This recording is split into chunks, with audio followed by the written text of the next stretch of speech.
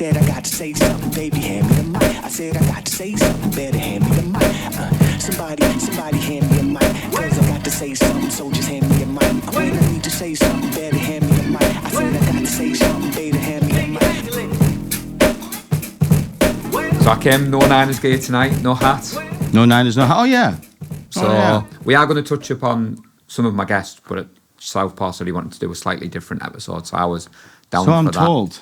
So I'm told. Some world events, I think. Is that right? Well, I have a feeling there's going to be one event you want to talk about today. Oh, what's that? Everyone's been talking about. Oh, the event of the day. Yeah. For anybody watching, we are filming this on, what's today's date? 6th. Today is, the 6th, so the day after the election. It was this morning, wasn't it? Really early hours. So this is where being an American sports fan really played in. So in the office this morning at 9 o'clock, everyone was like, oh my God, is California going to announce their results? And I was like, you do realise it's like 2 in the morning in California. Yeah. So they started to announce overnight some of the swing states, didn't they? So by like 11 o'clock today, it was pretty much nailed on that he'd won. So I've never really understood it. Do you know what? I'm genuinely interested in it. Like I listen to it and I'm genuinely have an obsession with it. I haven't quite grasped it all yet, but like the swing states, like I'm sort of like learning the terms. Like, was it like the blue band is now the red band or something? And like hearing stuff about like they've won the Senate and they've won the House of this, the representatives, and I'm like, all right, okay, there's a lot to this.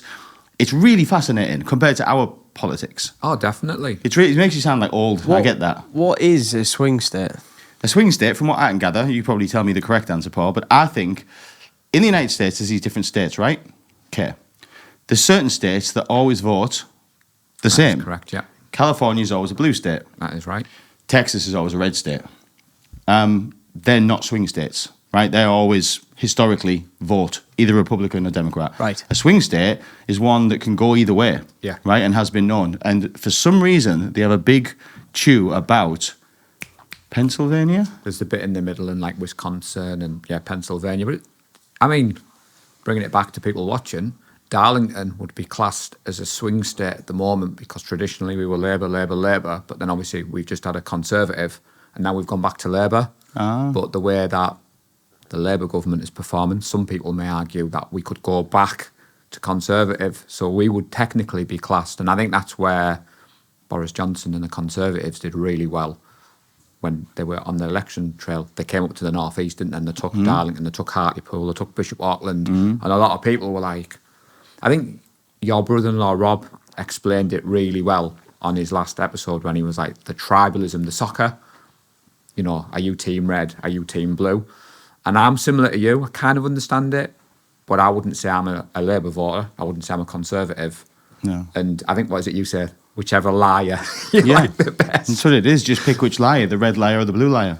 So, but It's true though. It is true. You know, our politics though, and we don't want to go too political, but our politics has not got anything on the American politics. Like, for entertainment purposes, like we've had shootings, we've had people been arrested, we've had people been in court. Like, man, they're fucking brilliant. Like, who needs like soaps? Who needs like, you know, what's it called? What's the stuff called where it's like real life TV? Yeah, soap opera. Oh, like reality TV. Reality TV. Oh, yeah. Who needs that? You've got politics. Well, have you seen politics. when I was getting ready to leave, because I've been in the office today, so that's why when I got the invitation to join you guys for my second appearance, Really appreciate it. Absolutely buzzing about. I've got some stats Welcome back, my in my man. little notebook when we get started. So Yeah, I'll tell you what, we're doing an intro. Are we rolling, Southpaw? We have rolling indeed. Today's guest is a repeat guest, a good friend of ours and a loyal supporter of the show. We're joined again by Mr. Paul Hope. Whee. thank you very much. Thank you for Jack. coming back, Welcome Paul. back. You're welcome. What on earth has been going on with you? Well, I was saying to Southpaw, believe it or not, it was a year ago that I found you guys. And I know it's a year ago because I was preparing to go to San Francisco. So I was preparing for my epic 10, 11-hour journey. And I was thinking, right, I need to download some stuff to watch. And I don't just want to be that football guy. Right. I want some more podcasts. And what I believe it was Lewis had shared that he'd been on your show. Mr. Burgess. And I was like, well, I recognise you. People Like Us has a good ring to it. And then I watched that, and obviously being on YouTube myself, I was like, right, like subscribe, all that good stuff. And I was saying, brought me a little geeky notepad, which I know you like to write down. When I was here 224 days ago, Dan, you had 73 subscribers. How the fuck do you know this? That's what you have to do. What? Today, you've got 267 subscribers. Wow. And I know at the start of every show you do the whole please like, please subscribe. And recently you've struggled to explain why that's important to people. Mm-hmm. So to join the YouTube partnership program, you need 1,000 subs and you need 4,000 watch hours. Right. So you know when you go on your videos and you see your views, Yeah. basically YouTube adds all that up. And once you join their partnership program, that opens the door to the next level, which is advertising revenue, them featuring you on their For You page. So like I said to Southpaw, I had a bit of a weird moment recently. Stepdaughter, 17, soon to be 18, Kaylee Grace, her new boyfriend come round and was like, there's you on my For You page. Doesn't like American football, obviously it's been in the house, but because we've reached that 1,000 subs Yeah. and the 4,000 watch hours, we're starting to feature more on people's algorithms. And I get it. so that's why, if you're watching, you need to like, subscribe. However, if people don't want to do that, Dan, they need to comment or they need to share on their social media, like what I do. Yeah, you always do. Yeah. Which is greatly appreciated. And that's you know, for months and months, Dan's been asking me this question, and I actually couldn't articulate it half as well as that. So that's why it's important. So if you are watching, please like, subscribe, and that would really help. So people may be surprised, but I don't have a Niners hat on. I don't have any Niners gear. So Southpaw did want me to come on tonight and talk about me. Now, we do have to touch a little bit about football, Dan.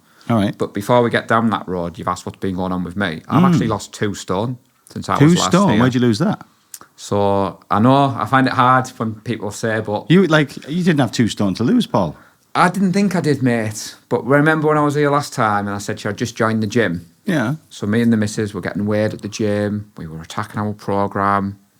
Our nutrition wasn't as great, which obviously, Nick, if you're watching, I know.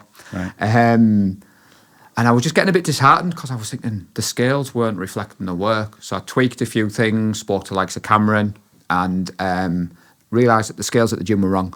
They were half a stone heavier. What? So when we reported that to the gym, they were a little bit like, yeah, we know about it. So we've managed to get our own scales, and all we've done is just tweak our diet a little bit, count our calories, add some good stuff. I don't deprive myself of anything. The episode you did, the Palmo Wars. Oh, yeah. I'm a Palmo lover. I really enjoyed that one. But yeah, I've lost 2 stone since I 2 was last stone? here. Congratulations, mate. That's good going. Like, How far into it are you? Because I've dipped my foot in this, and I got a plan from somebody. I won't name him, but it was all about weighing your stuff. So every Sunday you were weighing out whatever it was, so many grams of rice per meal and so many grams of sweet potato. Oh man, We're not quite at that level. It was soul destroying. I know Cameron was advertising his plan, and I was tempted, but I am 44, so fit to fight didn't quite fit what I was looking for. So we count our calories basically. We found out what our BMR rate is. If you Google that, it'll tell you. And that told us what calories were. We follow a plan the PT gave us at the gym, so we go 3 times a week. Pull, push. We follow it religiously. I'm coaching again since you've inspired me. So last time I was here, I wasn't doing anything flag football related. I know we didn't touch upon that because we ran out of time. So Darlington Steam are trying to get flag football and American football in Darlington, basically. What's Darlington Steam? So they're an amateur American football team. So, Right. think Sunday morning pub league football. Right, yeah. You've got all the teams around. American football has one of them in England. Right. And Darlington Steam are the adult contact version of that. So they play so many games of contact football a year. And Darren Mitchell, who's the chair of the academy, in the last 18 months, he's been going into schools in Darlington and really pushing flag football because it's going to be in the Olympics in 2028. No way. So flag football is going to become massive. The NFL's really invested in that.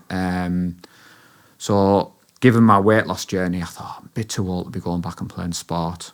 So I started coaching, and then similar to you, I get a little bit obsessive. I found out there was an over 40s flag football tournament happening in the summer. First ever one in the UK, and I thought, right, I'm in.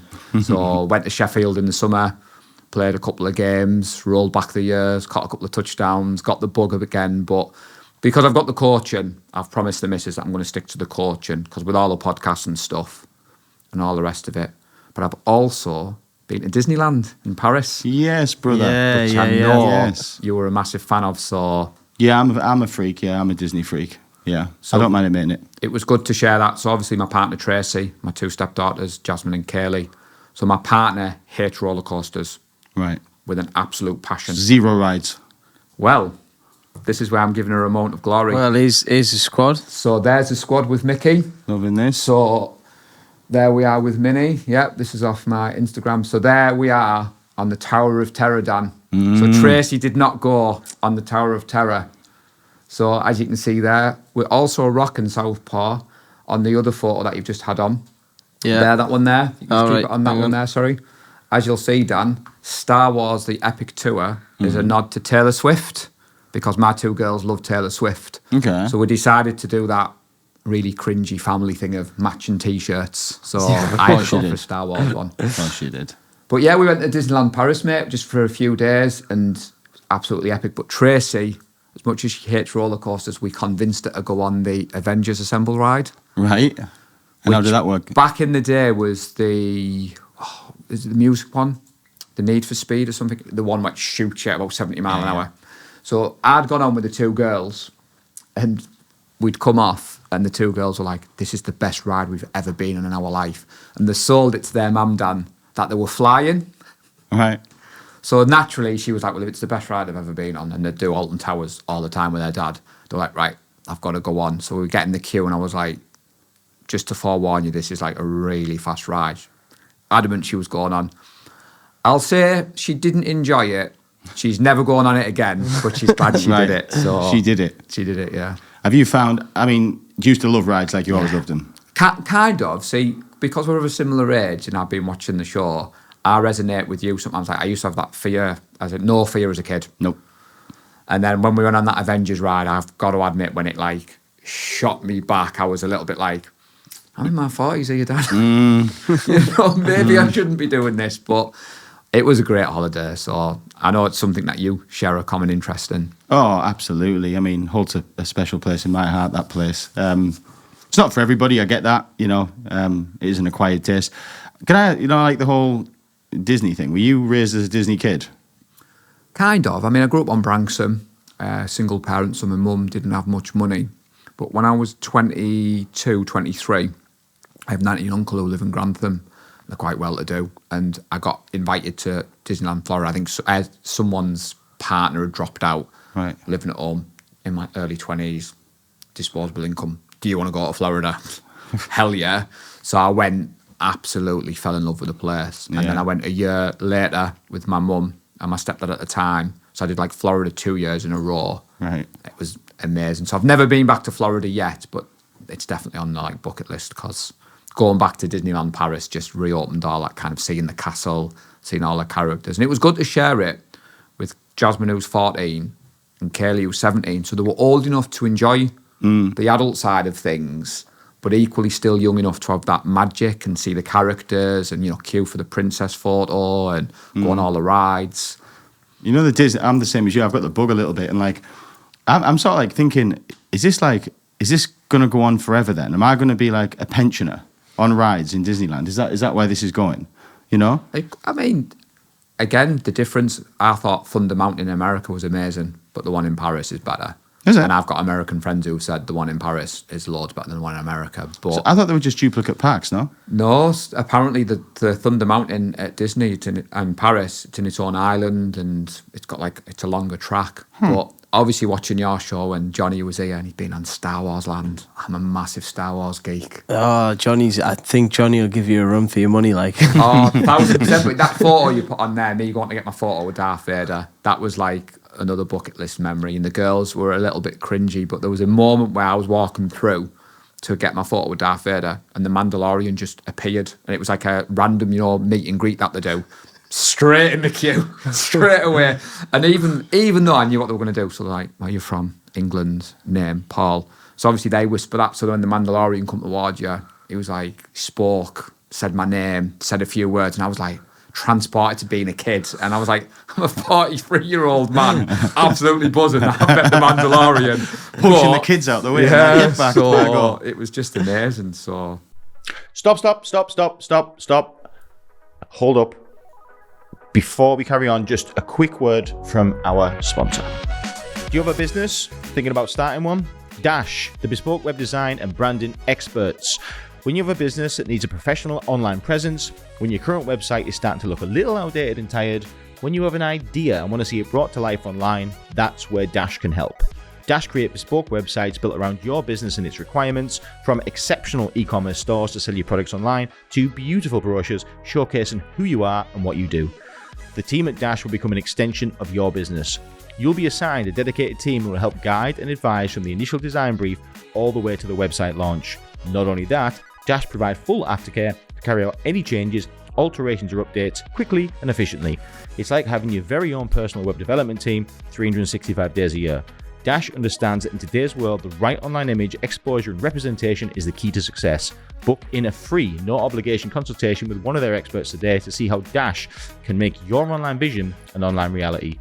Just visit www.dashmedia.co.uk or search Dash Media on Google to find out more. Dash, the bespoke website and branding experts. I have to say, Southpaw, your episode the other day about Ninja Warrior had me chuckling because I went to the one in Leeds in the summer school holidays, entertain the kids.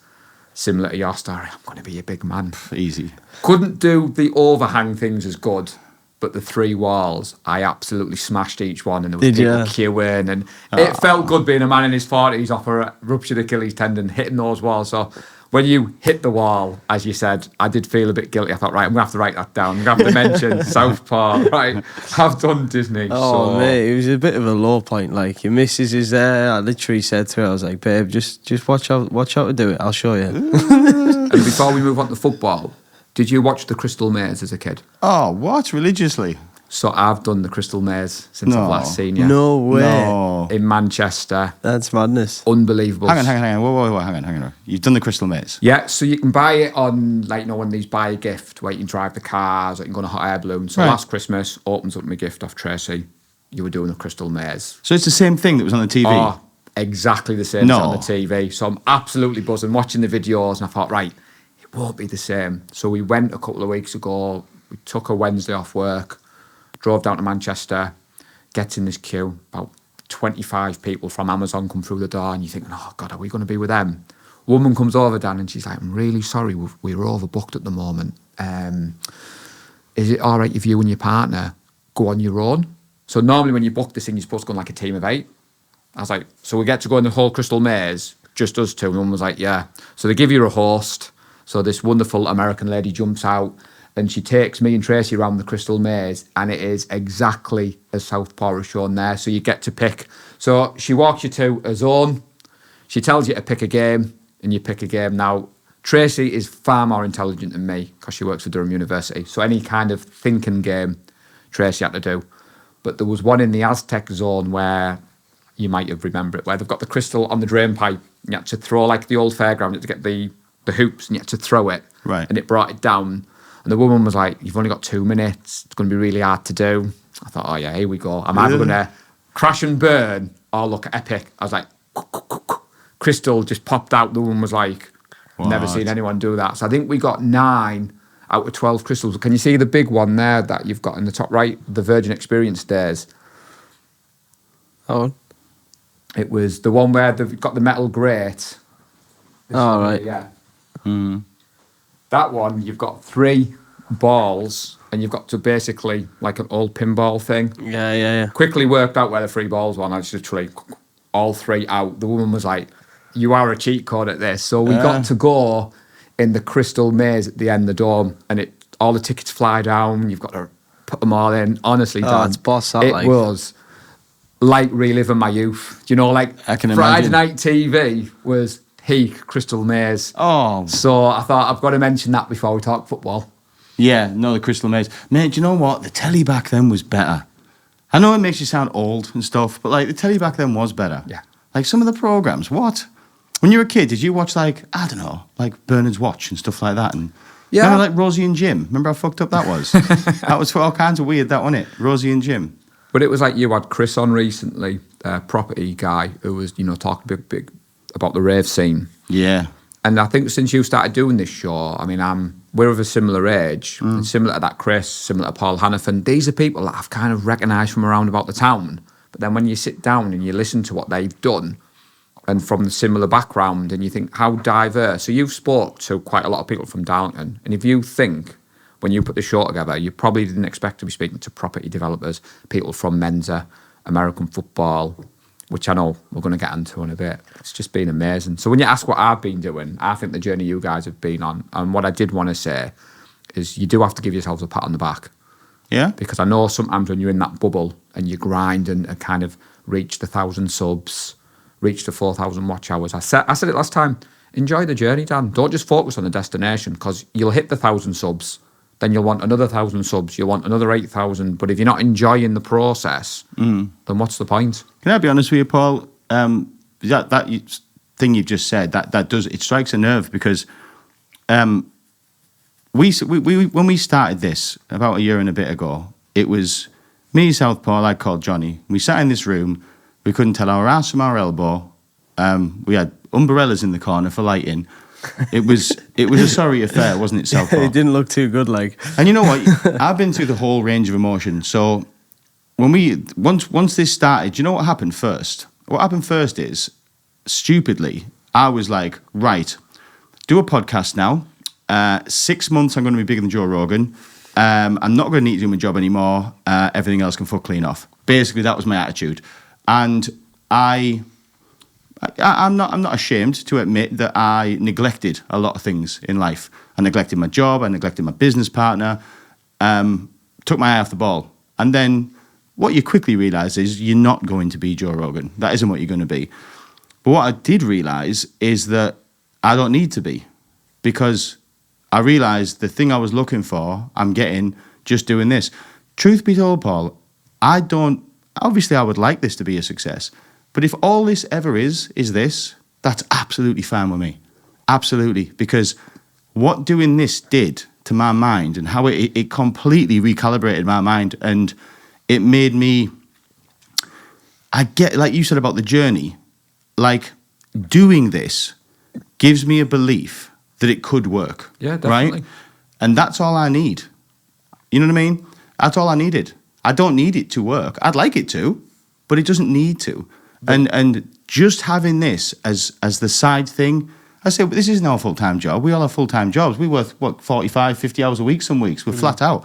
This is a side project. But just having it there and just doing it. And I say, we're so grateful for anybody that is listening, anybody that watches, anybody that's ever came on, including yourself. Like, sometimes I sit and think, why do people, like, as if people have taken time out of their day.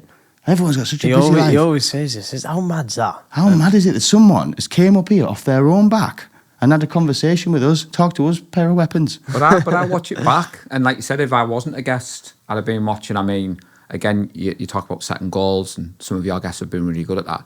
I was delighted to come on and do. This is the only ever face-to-face podcast that I've done. Really? So I ticked it off, and then I thought, right, I want to be a returning guest. And then Rob came on and absolutely smashed it. I think Rob's at like 3 or 4 appearances, and I was like, 2.5 is can I compete against Rob? And then you think, but I'm not competing against Rob. He's totally different. I mean, I don't drink alcohol these days. I'm similar to Chris Me neither. in that.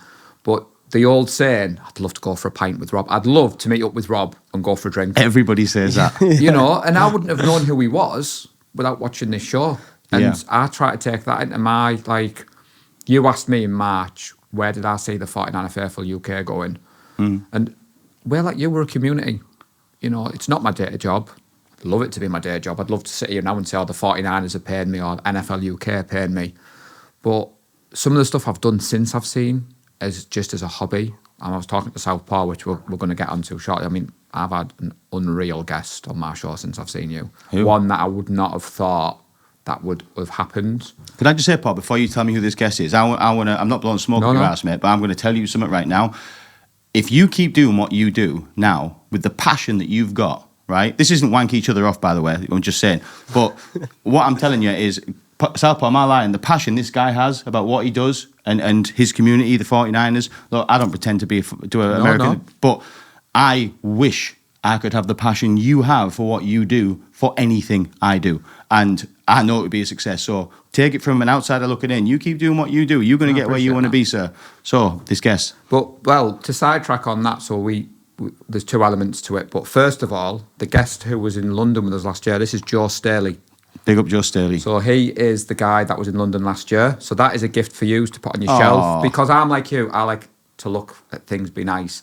And as much as I like his Sean, they do it for the bare towel, it doesn't really look at home there, chaps. Right, So okay. you can take that down. Now, you can take Joe out with the box. He's got a microphone because he used to host a pod on the 49ers.com. So I thought it ties in nicely. So that is a gift. Mate, what a from guy. me to you. So just before we do this, I heard if you keep things in the box, keeps the value. What are you saying? You Make a kind decision. of. To me personally, I take them out of the box. I display them on that. That's for me. Yeah, I mean, yeah. obviously, if you chaps decide to stick that on eBay once I've gone home tonight, that's up to you. But No, what I'm they're only thinking selling is- for about 20 quid at the moment, so you're not going to be making any. Well, actually, Paul, I'm going to play the long game. What I was thinking is, that's not good for microphones. What I was thinking is, what if one day you end up in a big shop and I have a gift you've given me and then I could get rich off the gift you've given me? Yeah, that is true. That is true. But I was saying to Southpaw, like the thing where you're going about the guests and stuff. It's like the biscuits there. I mean, Cameron won't mind me sharing this. Yeah. I watched that episode where you broke those biscuits out, and then me and the missus went and did the food shop on the Saturday, and I was hunting for them biscuits. And I was in Morrison's in like Gisborough, and I'm like that with a packet of biscuits, tagging Cameron, tagging you guys, and my missus is like, "You boys are so sad." I was like, Have you tried them? Oh, unreal. And Cameron was like, "Yes, mate," and that, things like that. But so the guest that I had on my show, so Southpaw was told of it. So this is a trading card, Dan. So the whole thing's a card? Yeah. So an artist called Jordan Spector reached out to me, based in Spector? Philadelphia. Isn't he in suits? No, but that is a Suits character. So similar as what you guys do, you get emails, you get Instagram messages. I got a message a few months ago saying, basically, "Hi, I'm Jordan Spector. I've been giving you details as a content creator in the UK. Patrick Willis is launching a trading card. Would you help promote it?" Who's Patrick Willis? So Patrick Willis is an American footballer who used me. to play for the 49ers, Dan. So when I was here in March, you said to me, "Give me a dream, an ambition, where do you want to go?" And I said to you, I want an ex-49ers player on my show. It was a pipe dream, basically. But we talk about manifestation on this show, the guests you've got on. So Patrick Willis came on the 49er Faithful UK Live a couple of weeks ago. But like I said, the Southport was a bit of a strange... Like, I've travelled here tonight. We go live at 8 p.m. on a Wednesday when we do our shows. And at about 20 to 8, I got a message off Jordan to say, "Now you've got your card, Patrick would like to jump on the show and talk about it." So as you can imagine, I've been all that cool, and I was like, "Yeah, I think I can fit him in, Sent him the link. So we goes live. Jordan comes on. He's talking about the card. We do a live unbox on air. So this is the whole point of the card. Was like, I could show it the camera. So I'm doing my PR. So I'll let you have a little look. Well, so is this just a card? Is it from a pack of cards? So basically, what they've done is they've launched a limited amount of these cards, and it was supposed to be a random choice. So there was different. You could get autographed ones. You could get what's called base cards. But the beauty of it is you're supposed to buy a card. You can take it out of the box if you want, mate. Honestly, it's in a protective. And the point of it was he wanted to showcase this to the UK market. So that's how I got the opportunity. Now, I expected Patrick Willis to come on the show, Dan, for about 30 seconds. "Hi, Paul. Hi, 49er Faithful UK. You've got my card. Jump off." He was in his car. Now, when you go live on StreamYard, when you're in the studio, you've got like a screen, and at the bottom you can see your guests. Right. So I'm chatting away, looking at the camera, and in my earpiece, I just hear a ping. And I look in the bottom corner, and there's Patrick Willis just sat in his car.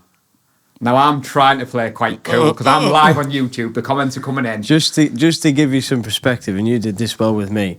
He said, "Oh, what football team do you support?" And I went, "Well, Middlesbrough." He went, "Who is the biggest ex-Middlesbrough player?" Straight away in your head now, it's like Juninho. And then I was like, "So that's like Juninho coming on?" And he's like, yeah. So that's like Alan Shearer for you. Wow. Coming on to our podcast now, just all of a sudden. Ass out. Yeah, like... So when I say Hall of Fame, the NFL, Dan, has a Pro Football Hall of Fame, and they only have 378 inductees in the Hall of Fame. What in the whole thing? In the whole history of the NFL, the Hall of Fame has 378 players. How long has the NFL been running? Well, okay. 20s, 1900s. How long has the Hall of Fame been running? Probably similar time. I look pretty bad as an NFL fan not knowing that. I'm sure Southpaw can Google, but basically the key factor is Patrick Willis is the latest inductee. Okay. So you only got inducted into the Hall of Fame in April. So at the moment he is big news in America. He's So retired though, yeah? Retired. So yeah, when you retire from the NFL, you have to stay retired for so many years to get entered in the Hall of Fame. And every year to do like basically the choose out of that year's class. So it's not a given you're going to get in. Right. So the first 17 members of the Hall of Fame was in 1963, and that's when they were introduced. Right. So Patrick Willis played in the NFL for 8 years. He was a hard-hitting linebacker, defender, basically. You could tell by the size of him. Normally, players who have a career of that short span don't get in. But he was a first ballot Hall of Fame. So to get him on our show, so like you know, it's like you have an Alan Shearer sat here. Yeah. So imagine I'm sat at home in Middlesbrough on a Wednesday night a couple of weeks ago. My mate Lee is up in Easington, and we've got this guy on from Philadelphia who's talking about the card, what he's done with Patrick. So big up Jordan Spector, because I wouldn't have got Patrick Willis without Jordan. And then Patrick comes on, Dan, and like we are now, he was on for about half an hour, and he actually took over the show. No way. He was asking me and Lee questions. Now, his celebration is when he used to hit a player, he'd kind of do the whole... I see the picture, yeah. So I thought, got to get that in, Dan. Yeah. You know how I am with the social media. So he asked me a question about the state of the 49ers defense, which isn't great at the moment. And I managed to get a player in that I know he likes and then get the celebration in. But showing how humble he is, after the show ends, he sends me a message. A couple of days later, he's retweeting our stuff. A couple of days later, he's reaching out and saying that the love for the card in the UK. And I'm sat at home thinking, this guy's played for the 49ers. He's been to the Super Bowl. Bit of a hero for you. He's in the Hall of Fame. I've got his jersey at home. Right. And he's just... But what was good, because we didn't know he was coming on, our loyal, regular fans who watch every Wednesday, they just were treated to Patrick Willis just appearing. But what's happened for us after that is obviously because he came on the show, I've had some of the content creators reach out to me, you know, how did that happen? And the traction we've had after. So on the night, it didn't do anything for our viewing figures. Because no one knew, except those who were there anyway. So that we've had him on. And then, again, when I was trying to talk to Southpaw, so Frank Gore is another ex-49ers player. So we had a watch party in London, Dan. Watching the Niners, yeah. So week 2. So Southpaw on the screen there that is off the 49ers official Instagram page, mate. They've got about 2.3 million followers. Do you recognise anyone on that screen there, mate? I do. I've seen someone before. Yeah. So I think you even mentioned this as well last time you were here. So this was in the planning. So no, I mean this would happen. Yeah. I'm pretty sure you said you love this sort of stuff to happen. That the 49ers' real thing would sort of, team up here, I guess. So Frank Gore, he was inducted into the 49ers Hall of Fame. So Patrick Willis and Frank Gore, if you go to the 49ers stadium, they have a Hall of Fame and they've got statues. You know what the Americans like, the statues of class. So I have met 2 of the players that are in the 49ers Hall of Fame. Now, Frank Gore was very quiet on the night, and with me being a non-drinker, I kind of became his go-to. Wherever Frank went, I went. But the Niners, Dan, they shared us on social media. The game was going live, the NFL broadcast, so that's going live to, however million people live in America. They shouted us out on the American broadcast. Love it. The Twitter account, which has 37 million followers, retweeted us, tweeted us out. I said Southpaw, my phone was going into meltdown. But if you go on my Instagram, Southpaw, I'll get the embarrassing dad dancing out. So, go the one, if you click on that, Dan, so I'll jump up, not that one. This one's not very good. This one here. I'll get it out of the way now. Oh, no. Oh, no. So... Just keep punching the air, Paul. So, Frank Gore was upstairs in what was called the VIP bit. And every now and again, he would come downstairs to meet the fans downstairs. So he's tapped me on the shoulder at this point, Dan. He said, right, Paul, I want to go downstairs. As we start walking down the stairs, Journey, Don't Stop Believing comes on because the Niners were losing. Now, Frank's a pretty big guy. So he taps me on the shoulder and he was like, I want to dance. Now, bear in mind, he's probably had a few beverages to help him get into this mood. Paul is stone cold sober, everybody, on this. But when Frank Gore tells you to dance, You dance. you dance. So that went live. I was getting messages down from people in America. The kids that I coach football with, I went to football the following week. They'd seen me on the telly. So do you know little things when you think, okay, I might not be where I want to be on some parts of this journey, but that's pretty mental, that. I mean, sitting here now and say to you guys, oh, yeah, I've had Patrick Willis on the show, or Frank Gore, come and hang with me in London, and I danced to Journey, Don't Stop Believing with Frank Gore. So, And just to put that into perspective, like again, for those that don't know much about American football, whoever is listening, think about the person you most idolise that retired. It's that guy or woman. Yeah. That's who that was. So You were dancing with your hero. and it was unbelievable, signing autographs for people, posing for photos, but again, I try and take something away from when I do stuff like this. So I watch your shows and I try and take away, right, am I reading the right books? Am I eating the right food? And prior to Frank turning up at the venue, TalkSport were there. Now, Will Gavin is a presenter on TalkSport. He's a 49ers fan. Again, he's another one who I've collaborated with. He shares our stuff. Doesn't owe me anything at all. I don't get paid to promote TalkSport. The one last year, he interviewed me, but when you kind of think, I didn't do a very good job on this one. So I thought, right, if I get on again. So he interviewed me on TalkSport, and being big-headed, I felt like I absolutely smashed it because he didn't have some of the stuff that I knew was coming up. So it wasn't like, we've got Paul from the 49er Faithful UK, hi and bye. I was interviewed on TalkSport for a good 15, 20 minutes. And you were ready and this I was time. given my perspective on the game and what I felt would go well, what wouldn't go well. And you could see him nodding, and you could see his producer looking over. And at one point I was thinking, are they going to cut me off here? And they were like, keep rolling. And I thought, that was a big moment for me, live on TalkSport. Sky Sports featured us, so... That's beautiful. Yeah, that's insane. Well It's a played. bit of like you say, a manifestation. I think it's meant to happen. I genuinely do. I believe what you say. I think in the coming years, again, definitely don't know.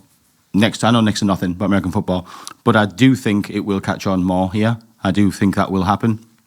The Olympic thing is going to help, and I think as far as manifestation and passion and drive and enthusiasm for what you do, I've never really met anybody that's got what you've got doing it.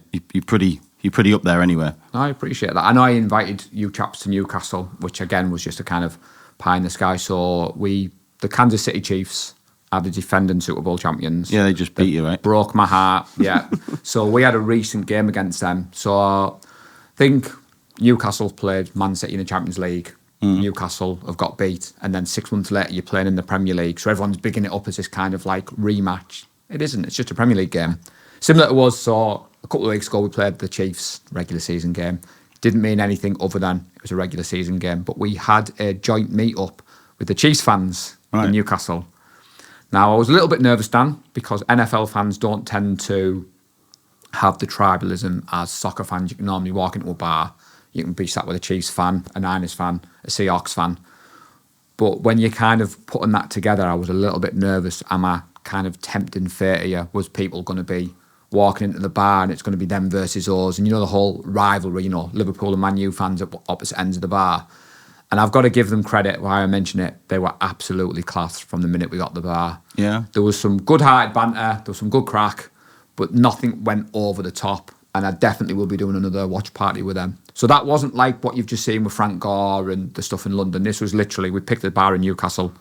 40 of us have travelled up from around the UK. 25 of them have travelled up, and we've watched a game together. Chiefs won, as they always do.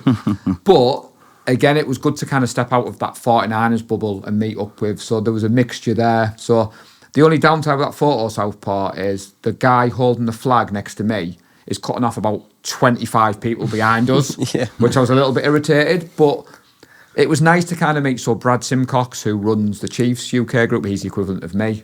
It was nice to put a face to the name, and he was saying nice things about me. I was saying nice things about him. People who were drinking. People who like me weren't. And it was just... So there's a bar in Newcastle. It used to be the City Vaults, but they've called it Louis Liquor Bar. So if there's anyone based in Newcastle who wants to get in the NFL, head there on a Sunday night, because they're starting to cater for NFL fans. They've got a late licence, so they're open until 3 in the morning on a Sunday. So what was good towards the end of the night, there was a lot of like football fans. So that I think Newcastle had played Brighton that weekend. I think I'm right. A lot of Brighton fans had stayed for the weekend, rocked in the bar at 10 o'clock and were like, what are you all doing? And again, you have to explain that we're walking around Newcastle City Centre on the afternoon. And you've got Kansas City Chiefs fans, you've got Niners fans. You know an NFL jersey when you see one. Yeah, of course. And the locals are like, what are you guys doing? So that I just wanted to give them a shout out because it was a pretty epic night, to be fair. It sounds it. I've never heard of this bar. And so, like, do they? So it's like an every Sunday thing they do. Yeah. So to be honest, a big thing of the NFL not doing good in the UK is the games run late. Of So course, when yeah. the Chiefs fans reached out and said, "Oh, we've got this bar in Newcastle," our game kicked off at 9:30, and I thought, normally it doesn't finish about 1 a.m. Normally bars on a Sunday don't stay open. So I kept emailing them, "Are you sure it's staying open?" They're like, yeah. Then when our game finished at about 1:15 a.m, they hadn't rang for last orders, and the bar staff weren't kicking us out. So I was a little bit nervous at this point because if you get kicked out right at the end, it just seems a bit like deflating. And when I spoke to the woman at the bar, she said, "I know we've got a late license. We're open until 3. Happy yeah. days. That's me football talk. Now, I had an apology, Dan, because I went hunting for another gift for you today. All right. Me and the missus are a bit of Coca-Cola lovers. We love our pop. Mm-hmm. So Johnny, roller cola doesn't do it in our house, son. So that episode I watched, and you were talking about glass bottle Coke, you can get glass bottle Coke. Now, I have transitioned to the sugar-free stuff on my weight loss journey, but every now and again I do like a full fat Coca-Cola. Really? Just as a treat. But Makes your teeth hairy. But if you get the glass bottles, they're only little. And if you put it in a glass with some ice. But you can normally get them B&M, Morrison's. But I went today on the hunt because I was going to rock up with me 4-pack fires and they didn't have any in. So if I get another invitation on, I'll bring you a gift next time. But that was a good episode, that I've got to say. It was. I enjoyed that one. And it's true. Coca-Cola does taste better from a glass bottle, right? Yeah, and it's not just that roller cola, just in the one. Yeah, look, I mean, if you're if anyone out there is drinking roller cola and it's not, and you're not absolutely on your ass financially, I think you get a pass for that. But if you can afford a can of Coke and you're still drinking roller cola, like for me, I think you're a devil worshipper. I'm just saying. He didn't sell it well. I mean, this is from a lad who spent about $500 on a lightsaber. He's not short of a bob or two, bless him, but he didn't sell it very well to me at home watching. And like you said, Dan, you can normally get multi-deals. I think Southpaw said it at the time. Yeah. But so again, going back to what you were doing, like my missus is used to me watching podcasts about football, but when I'm watching your podcasts and it's on in the background, the kids will, have they just been talking about Coca-Cola? I'm like, yeah, I don't just watch football podcasts. The Parmo one you did. Oh. Being a Darlow lad, Oh. moving to Middlesbrough, I had to share. So I live in Martin, I know the place. typical Martin chippy. So, lockdown, working from home.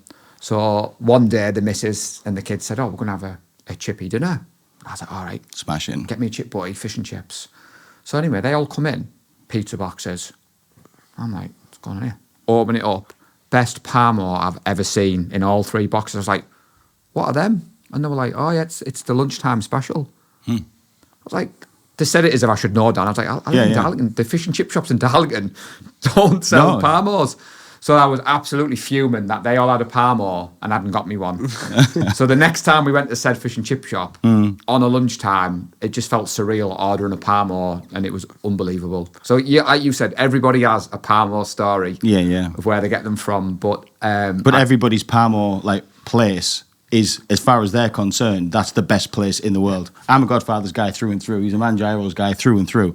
Well, I was a Godfather's guy when I lived in Darlington because I lived on Craig Street. Of course you did. And like you said, you had to ring up. 464592. You'd go and collect it. But moving to Borough, my birthday is August. I'd never had a Mangiaro's. So the kids took me to Mangiaro's in August. And Oofed. it was good. I'm not going to say it was like a 10 out of 10. Maybe I need to go back. But to actually go into the Mangiaro's restaurant on Linthorpe Road, have a Parmo. That was the first one. That's where it all began. And I just think the best, the cheese to chicken ratio, it's just phenomenal. But mate. that and episode- the crisps they get on that chicken, Jesus Christ. But that episode you did was amazing. So when Southpaw reached out and said you wanted to talk certain topics, I thought, right, I want to demonstrate that you've seen that I like the shows, you've seen that I share it. And I thought, right, I wanted to get a few things off. Well, we do really appreciate it. yeah, as I say, you know, without a doubt, pretty much, you know, everything we put out, you do comment, you do like, so we do appreciate it. I do want to touch on this again a little bit more then, if you don't mind then. What's that? Paul? So this is sort of how the map looks. I knew we were coming back to the South Port, so it's fine. It's fine. This is sort of where we're at and how the voting sort of worked. So I don't know whether you got. So any... you do realise that I am unbiased because Harris is a 49ers fan. So any 49ers fan in my book. Right. No, she generally is a 49ers fan. Because she's from San Francisco, From right? San Francisco. Yeah. So being plugged in, Twitter is my go-to medium, or X, whatever you want to call it, for American football. So I'm in a lot of content creating groups with my American content creators and obviously the 49ers stuff. So I try to keep politics out of football, but you might want to Google in a minute, Southport. We have a star defender called Nick Bosa, plays for the 49ers. And after we played a game recently, if you put Nick Bosa MAGA hat, you can see it's come up there straight away. So the NFL, Dan, very much do things by the book. And when the 49ers beat the Dallas Cowboys recently, Brock Purdy, who's our star man, number 13, is talking to the presenter there. Looks like a and kid. Nick Bosa has rocked in and he had a Make America Great hat on. And I saw, for the first time, seeing it cross into my medium, being a 49ers fan, there was a lot of kind of... controversy. There was a lot of people that I admire and respect in America who are either pro-Trump, pro-Harris, against Trump, but seeing how passionate they are, you talked about the politics, about, you know, me growing up in the northeast of England, it was instilled into me, you're a Labour supporter. You live in the northeast of England, working class, you vote Labour. And then I work, as I've said before, Darlington Borough Council, try to stay out of the politics, but seeing what I've seen in the 18 years I've worked for the council, personally, it hasn't made much difference to me whether we've had Labour, Conservative. I've not seen too much on the ground level. Do you know what I mean? Me neither. So this Southport, to answer your question, I didn't want to go down the rabbit hole. This really brought it up because Nick Bosa's like, I think Paul Scholes, David Beckham, I think he's a superstar in the NFL. So for him to be endorsing Donald Trump, which this was probably 2 weeks ago, so it was right in the kind of, you know, people were picking a side. So 49ers fans, I've seen a lot of people falling out and fighting. So when I went to bed last night, Southport, I did mute Donald Trump. I did mute the US election because I didn't want to fall out with some people. But walking into the office today was really strange that I work in an office with about 25, 30 people. Never normally want to talk to me about America or about football. And all people talk about today, Dan, was Donald Trump. So I don't know if that's been like where you are at your work or... Yeah, no, it's in my circle of people. Yeah, that's just been the talk all day. To be honest, I'm over the moon he won. As I say, it's definitely not about policies with me. You know, I maybe know one or two policies each from each one of them. To me, as I say, I've always thought all politicians, whichever side you're on, they're kind of saying the same thing, just the numbers are slightly different.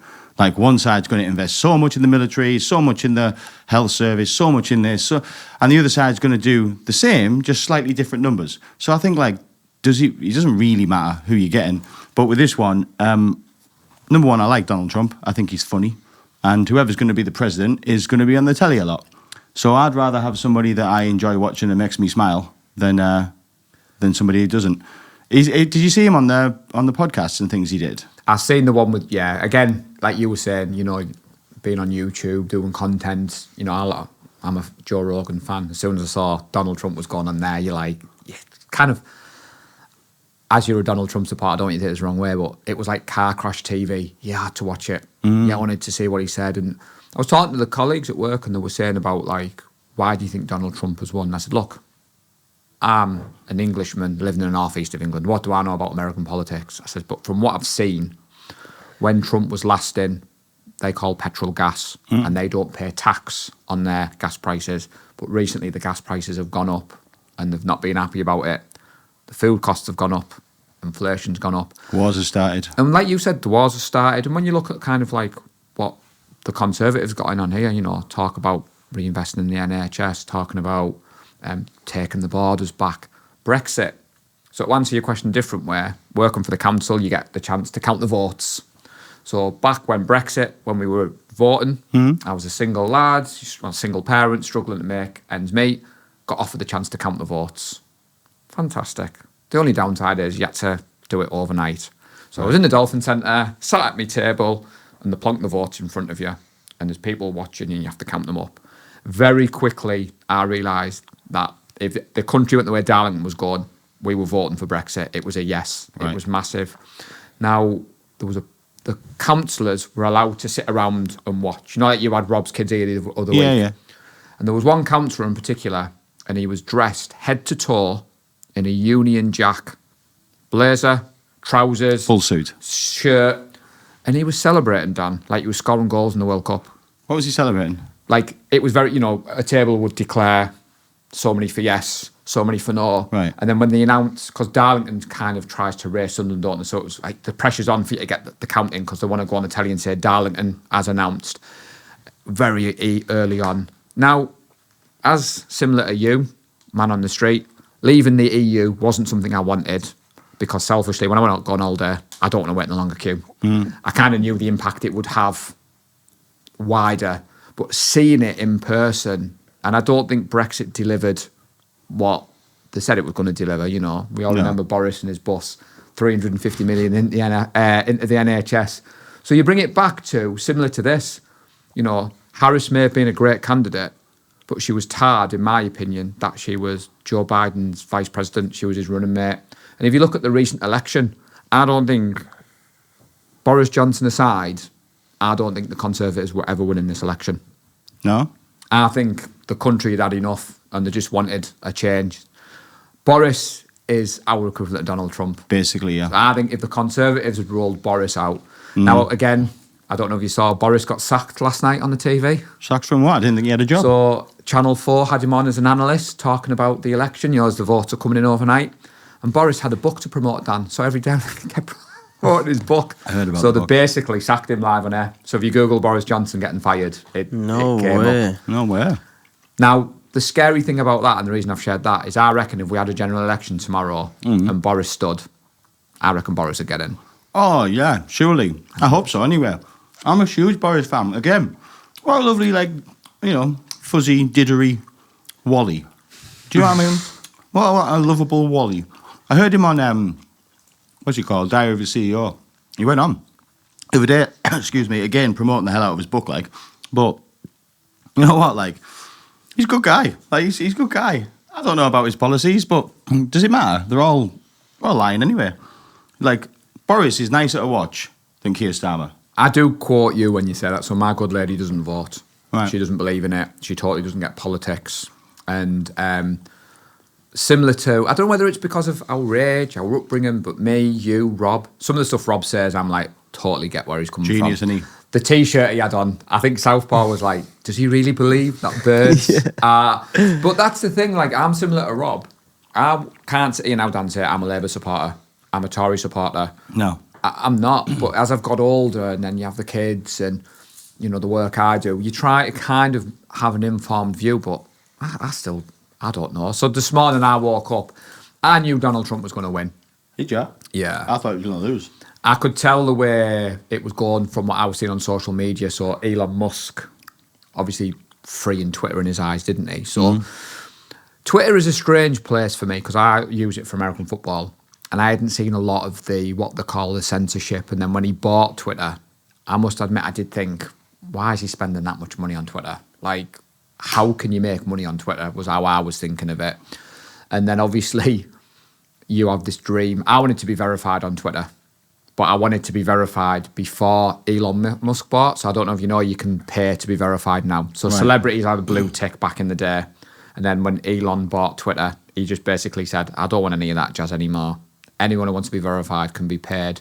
So back when I first got on Twitter, if a verified account retweeted you or liked your tweet, that was huge. Meant a lot, yeah.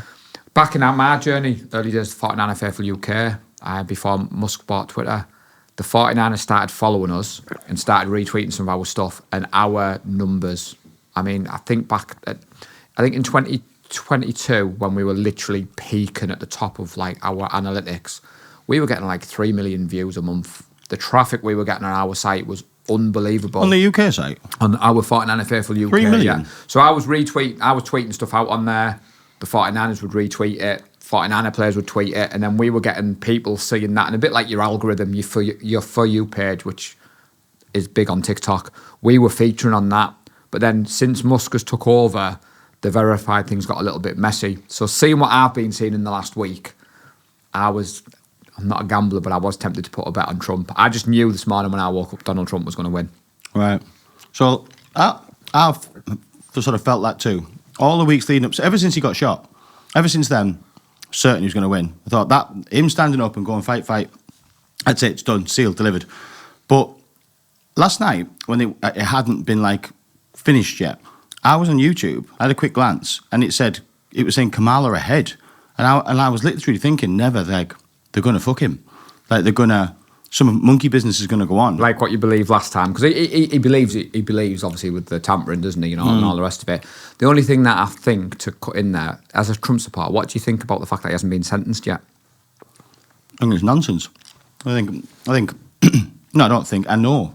So the reason I'm asking you the question is, as you're aware, they're making a big thing in the media that Trump is a convicted felon, as they call it in America. Nonsense. But they hadn't sentenced him. They were waiting until after the election. So if whichever conspiracy theorist you want to believe, some of them were saying they were waiting to see whether he lost the election. Then they could throw away the key. But now he's won. He's the president of the United States of America. Do you really think they're going to put the president of the United States of America in jail? No, you can't. But the whole thing was nonsense anyway. Like, the things that he got charged with would be, in any other situation, what's called a misdemeanor, where you wouldn't even be prosecuted for it. Not even a slap on the wrist. It's just, like, accounting errors, basically. That's what it was.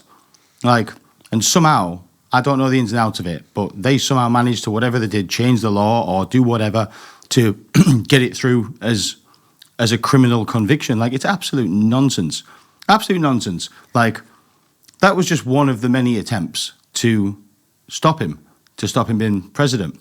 They called him Hitler. I definitely don't think the powers that be got him shot. I think that was just a lunatic, to be honest. But he was obviously a supporter of the other side, just saying.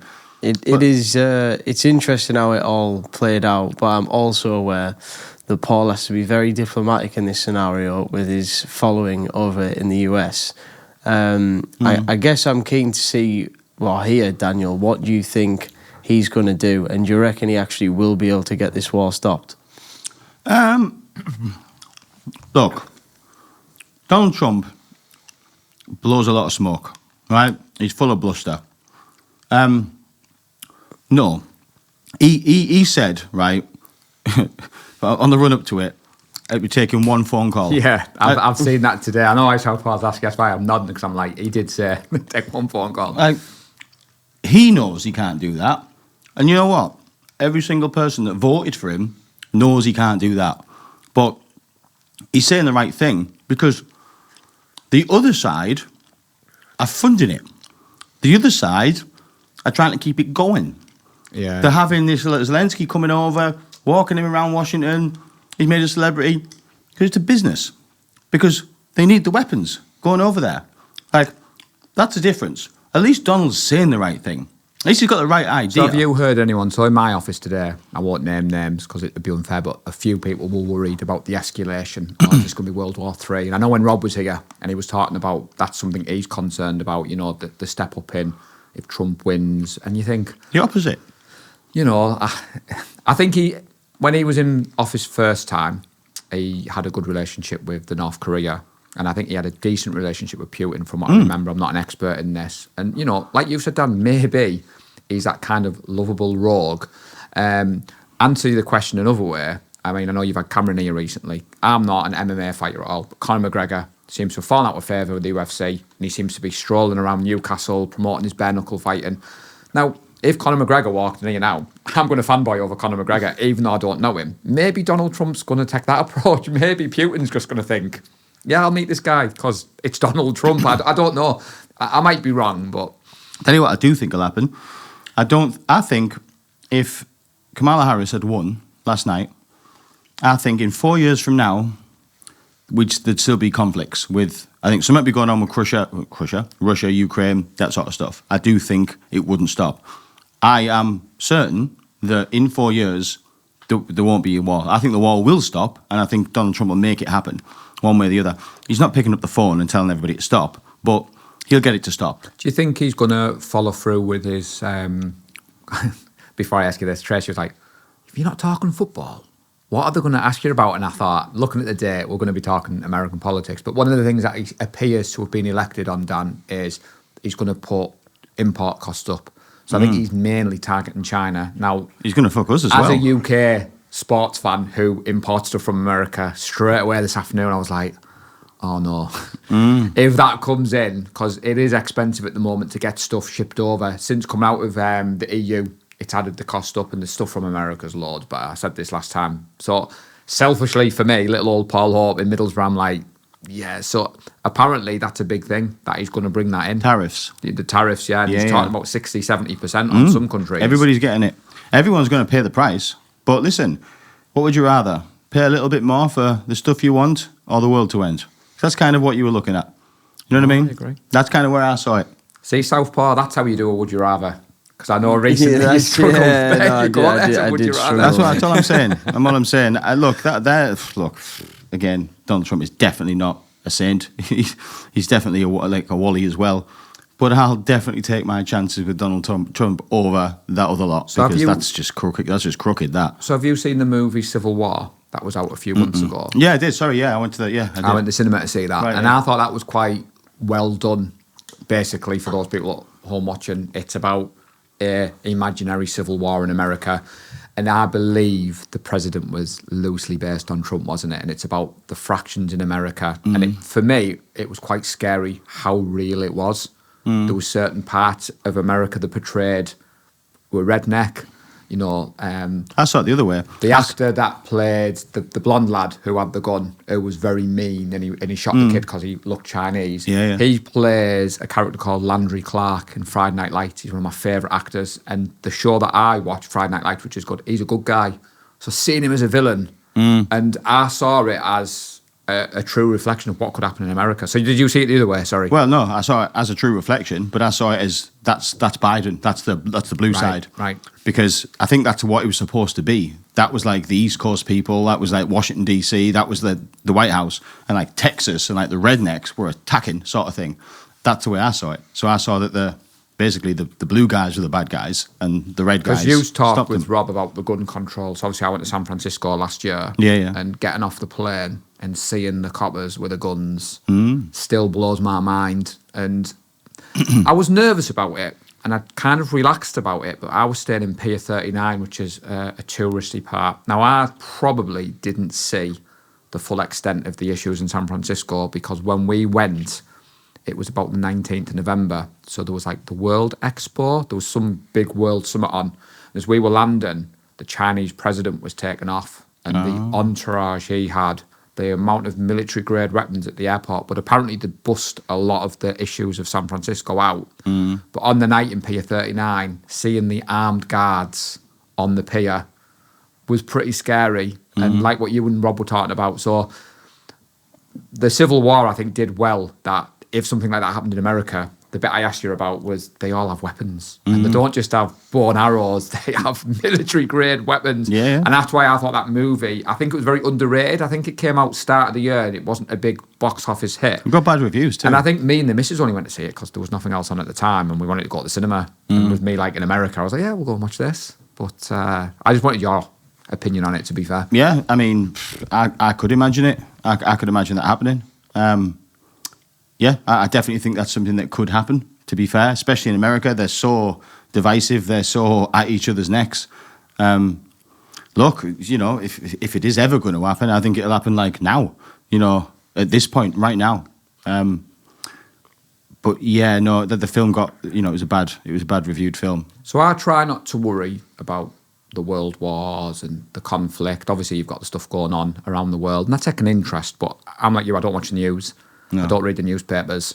You know, my social media is very heavy NFL or you guys on Instagram, basically. So, you know, some of the issues that I kind of get up to date with, you know, when you had Rob on recently and some of his conspiracy theories are amazing. Your family dinners, your Christmases must be amazing because I can imagine the rabbit holes that you would go down. And to be Wonderful. fair, it was quite sweet when you had his boys and you were asking them to swear. And they were like, we've got a free pass.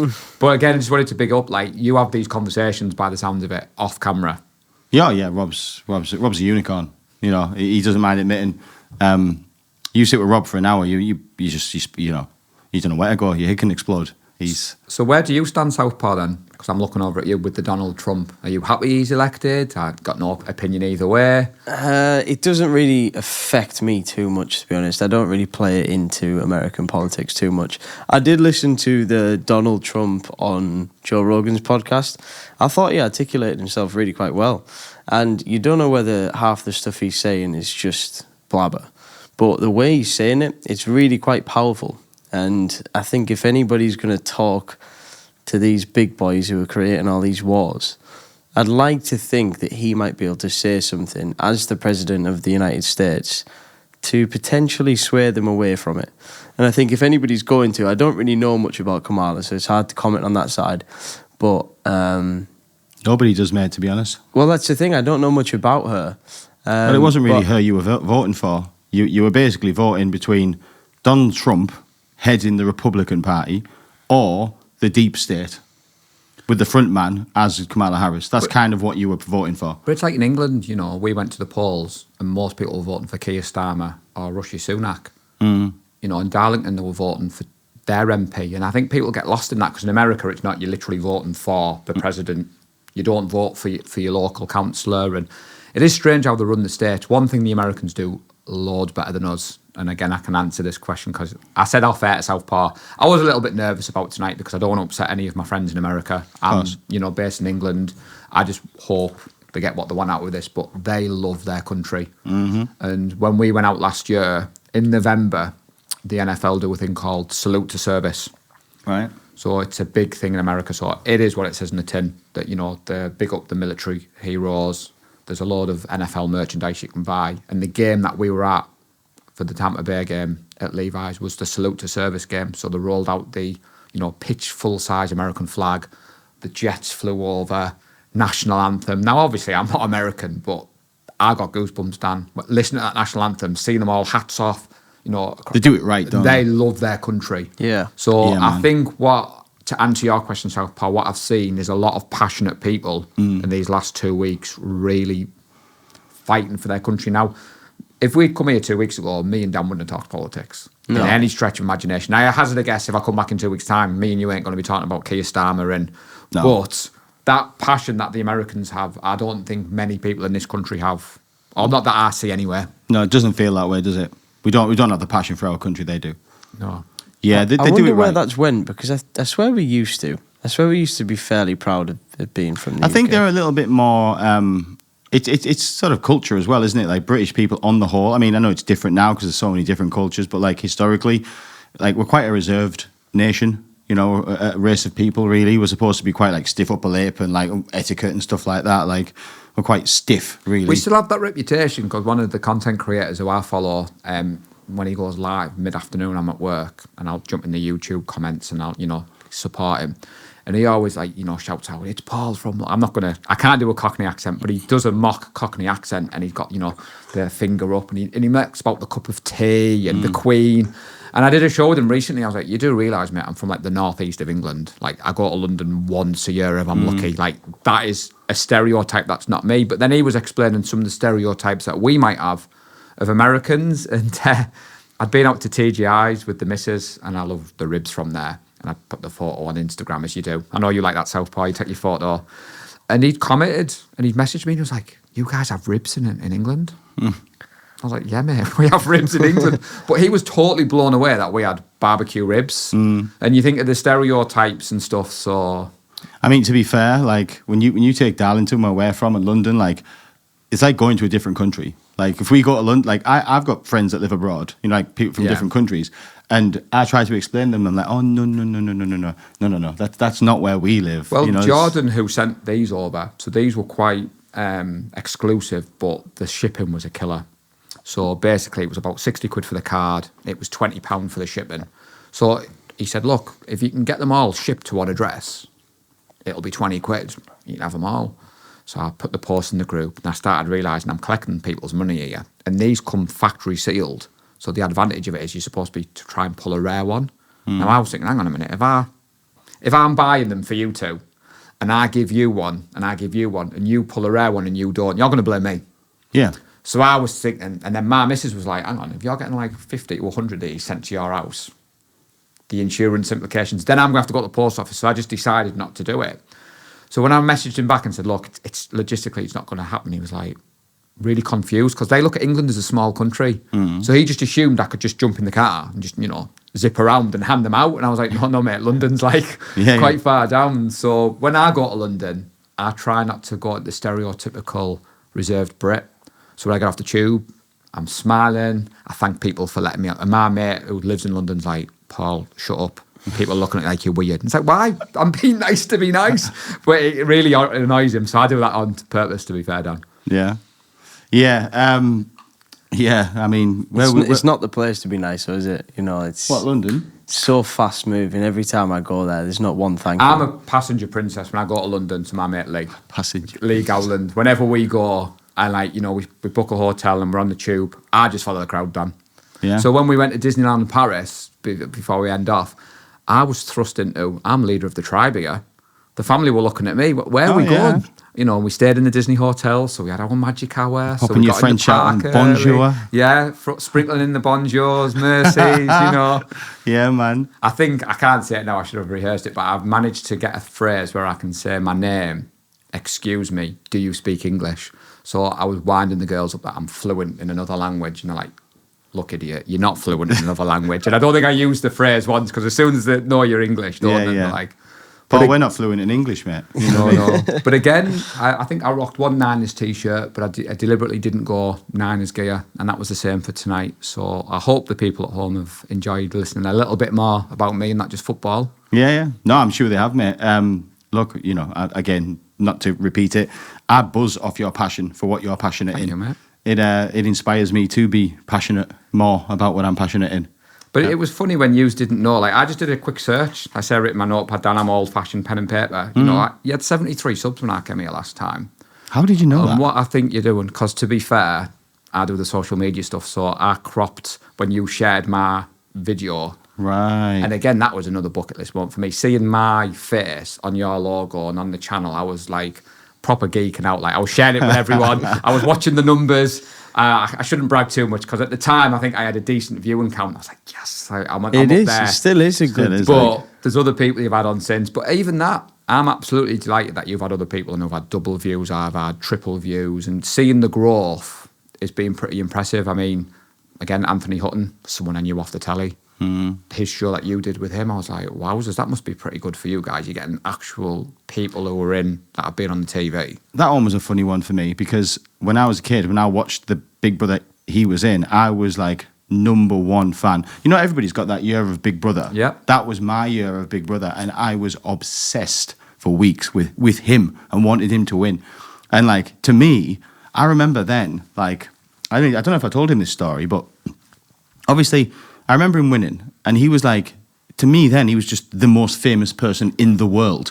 And then obviously, like anything, you see him in the magazines and stuff, then you forget about him, drift away from it. Then years and years later, I remember walking through the town centre in Darlington, and I looked. I can still remember it, grey day, it was near Binns, near House of Fraser, and I looked to the left, and I seen a guy cutting hair, and I was like, that's mental how much he looks like Anthony Hutton. And I was like, that's crazy.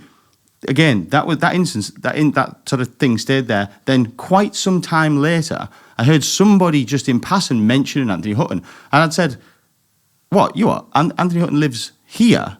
He's like, "Yeah, have you not seen him? He works on the corner." And I'm like, and I had this like, he was still to me like an absolute superstar. Yeah.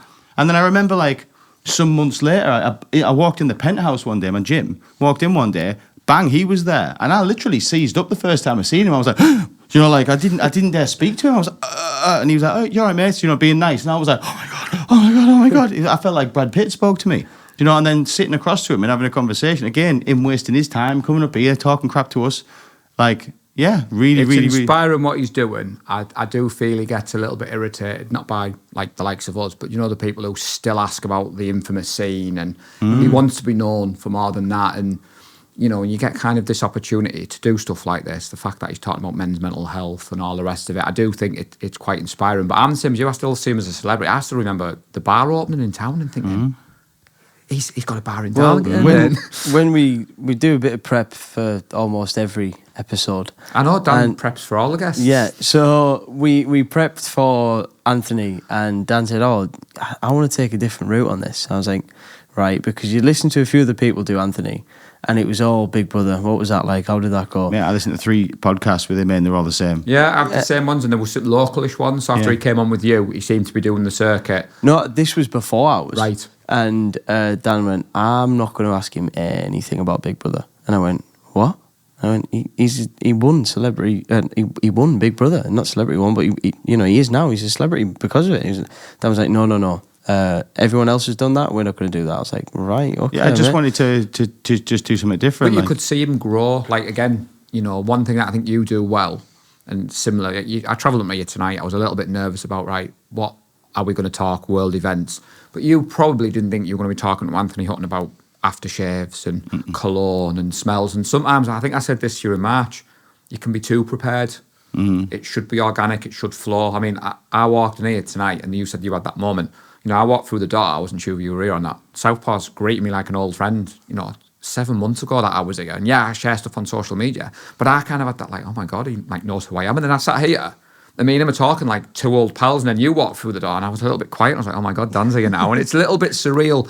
So, like, I've had people come up to me and say, "Oh, that podcast you've been on, I've seen that guy. I've seen him in Sainsbury's. I've seen him in town," and I'm like, "Oh, Dan." They're like, "Yeah, I didn't say anything to him though," and it's like, so you're getting that, yeah. So I work at the council, so I get a lot of people who watch the show and are watching the show since. So I don't know whether you've had much of that in Darlington yourself, like. Once or twice, yeah, and it is nice. You know, people say, I like your podcast, and it always makes you think, oh, it's nice. People are watching it. The most random one was, I won't say where, but I was basically on the other side of the world recently, and I mean the other side of the world, and I was in an airport queue, and some guy came up to me and went, "I watch your podcast," and I was like, obviously, I was on a flight back to Newcastle, so it was obviously full of local people. Do you know what I mean? But yeah, that was a surreal moment. Thinking, oh, fucking hell. I'm the other side of the planet, and some mushes just told me to watch the podcast. But I said to Southpaw, you're doing it where you could kind of, you know, you could sit down and say, right, if you like, subscribe, we'll do a giveaway. But basically, you don't get the right kind of viewers because everyone will subscribe to get the prize, and then once you announce the winner, then that goes away. And I like the fact that you're growing your brand. And like you said, it might take you 2 years, it might take you 5 years. But you know what, mate? I've got to the point where don't even think of that no more. Like, if that happens, great. If not, just as great. Like, I just like doing it. I like speaking to people. I like listening to what people have to say, listening to their story. Everybody's so interesting. Like, I don't know how many guests we've had now. Probably like 30 guests probably now. You've had, I don't know, I guests, love it, you know but you've had 317 videos. But even in my circle, so Nick Trishon. Yeah, it's lovely. So when I lived in Craig Street, I won't name my neighbour, but I had a great next door neighbour. You know, we got on really well. And she was friends with Nick. So I kind of knew who she was, you know, say hello in passing. So when she came on your show and I watched that, I was absolutely blown away by her journey, what she's doing. So I did her on Instagram. So I sat at home yesterday and she put a thing on Instagram about she's going to buy a lion statue. Typical Nick. I've been to Africa, I'm buying a lion statue. Now, I'm a Leo and my missus is a Leo. So lion's a big thing to us. You know, we went to watch Lion King at London. We've got a lion on like a little head on the wall. So I took a picture of it on the wall and sent it to her, a bit of daft. Straight away, she was like, "Mate, where did you get that from?" Mate, like, you know, talking to me as if like we were best mates, and we had a daft 10-minute chat about lions. And I wouldn't have known that for watching your show, but I know she's trying to build her brand as well and what she's doing. And some of the stuff she shared recently, where, you know, I was proud of my weight loss journey. It's taken me since February to lose 2 stone. That's good, She mate. put a thing on the last the other day about like 6 weeks or something. So... But yeah, I haven't quite got the guns yet, Dan. But you know, yeah, you'll get there and keep going with it. Consistency is key with these things. But it takes ages, doesn't it? No, it's Just nice to hear some of the stats, mate, and I do appreciate you taking them in because it's you know, slow progress is better than no progress, and you're doing it the right way. Yeah, we're here for the long run. We're not here for no like short if time. People don't want to they don't want to. I have friends, Dan, who don't have YouTube, so they'll you know, they'll log on YouTube, they'll watch a show, but they don't subscribe, they don't like, they don't leave a comment. But they'll share the link on their social media, and like Southpaw say, if I watch a show of yours and I genuinely enjoy it, I'll share it on my Instagram. I'll share it on Twitter. I'll mention it on my podcast. I'll mention it to the people at work. And I find that when you do this, there's that many podcasts out there. If you say, actually, have you seen that one, Paul? And I say, oh, no, I'll add that to the list. And then I go and watch it and I enjoy it. I'm more likely to then pass that on. And I think that's what's happening with you guys. Like you said, I was here in March, 73 subs. And back then, I think even you were worried about hitting 100. I remember doing like a shout out at the time, can we get these guys to 100? So after today, the road to 1,000 starts. Yeah. I'll be banging that drum and I'll get you to 1,000 by this time next year. Fingers that, crossed, Paul. mate. Fingers crossed. Listen, everybody, that's been Paul Hope, round 2. Listen, as he just said, do all that subscribing stuff for the stuff, for the reasons he just said. Apart from that, this has been People Like Us. We'll see you next time.